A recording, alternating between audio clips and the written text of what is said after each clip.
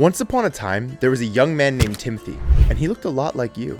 Born to a poor family, Timothy was not much of a sight to see. 20 years old, still pimply from puberty, scrawny and weak, and no real direction in life. One day, Timothy was walking through the town hall, begging passers-by for a little bit of bread. Meandering around, Timothy happened across the most beautiful woman he had ever seen in his entire life, Brittany. See, Brittany was the princess of the realm, and she rarely came down from her high tower where the common folk were. Her father, the king, was aware that there was a dragon somewhere in the area, and so he kept Brittany safe by usually keeping her locked up in her high tower. But overwhelmed with emotion and arousal, Timothy walked up to Brittany even though she was surrounded by her royal guards. Timothy opened his mouth and let out a single word. A puddle quickly filled Timothy's pantaloons. Timothy had appeared to have orgasmed, simply from standing close enough to Brittany. Princess Brittany let out a scream, and Timothy was immediately seized by the royal guards. He was beaten brutally, left at the side of the path to be humiliated. Sometime later, after the sun set, Timothy went home. When he got there, he pleasured himself once more to the thought of Princess Brittany.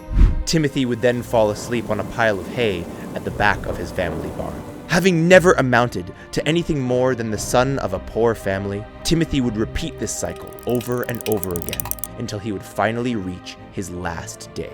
He would wake up, go to the town hall, beg for bread, hope to see the princess, return home, and pleasure himself to his imagination. Ultimately, he would waste his life.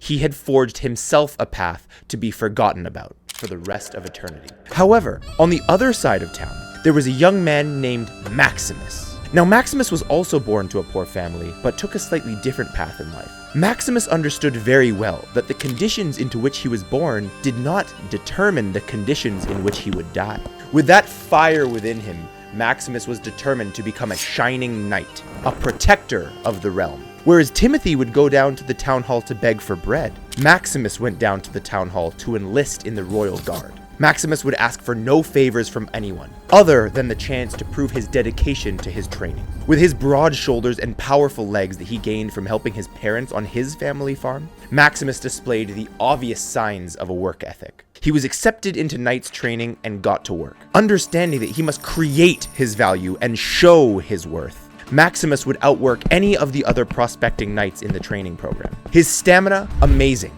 His physique, one of a kind. His technique with a sword, outstanding. And his hand-to-hand combat, unmatched. Maximus would graduate from knight's training and become a well-decorated knight. This would make Maximus a perfect candidate for what was about to happen. One day, as Princess Brittany was browsing the market, the dragon came down from his lair. He flew over the market, and in the blink of an eye, snatched up Princess Brittany. Returning to his lair, the dragon now had Princess Brittany stored up in his tallest tower. Now, as the most dedicated protector of the realm, Maximus was called to retrieve Brittany from the dragon. Without hesitation, Maximus got on his horse and rode straight to the dragon's lair. Maximus arrived, crossed the drawbridge over lava, defeated the dragon in battle, scaled the high tower, found Princess Brittany, and safely returned her to the kingdom.